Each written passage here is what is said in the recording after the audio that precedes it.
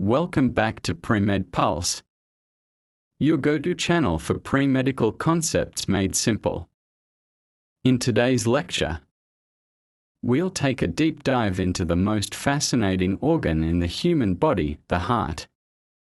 Whether you're a pre-med student, a biology enthusiast, or just curious, this lecture will break down the anatomy, function, and clinical relevance of the human heart. The human heart is a muscular organ about the size of a fist. It lies in the thoracic cavity, slightly to the left of the midline, behind the sternum. Its job: to pump blood throughout the body, supplying oxygen and nutrients while removing carbon dioxide and waste. The heart has 4 chambers, 2 atria, and 2 ventricles.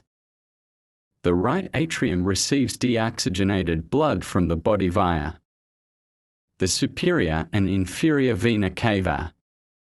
It sends this blood to the right ventricle, which pumps it to the lungs through the pulmonary artery. Oxygenated blood returns to the left atrium via the pulmonary veins and is pushed into the left ventricle, the strongest chamber, which pumps it to the entire body through the aorta. To prevent backflow, the heart has 4 valves. Tricuspid valve between right atrium and ventricle. Pulmonary valve between right ventricle and pulmonary artery. Mitral bicuspid valve between left atrium and ventricle. Aortic valve between left ventricle and aorta.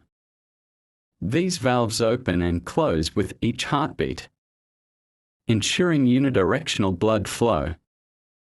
The cardiac cycle includes systole, contraction, and diastole, relaxation. It all starts with an electrical signal from the SA node, also called the pacemaker. This impulse travels through the AV node, down the bundle of ears and into the Purkinje fibers. If you found this lecture helpful, don't forget to like, share, and subscribe to PreMed Pulse. And comment below if you want a follow-up.